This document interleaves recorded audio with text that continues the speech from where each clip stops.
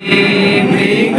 خير الخلق كلهم محمد سيد الكونين ما ثقلين بل فريقين من عرب ومن عجم مولاي صل وسلم دائما أبدا على حبيبك خير الخلق كلهم يا ربي بالمصطفى بلغ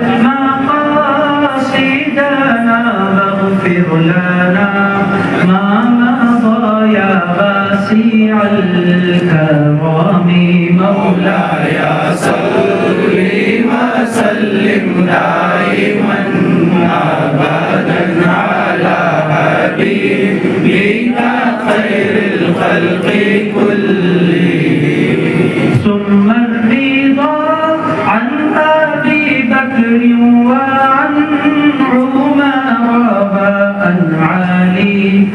وعن عثمان بالكرم مولاي صل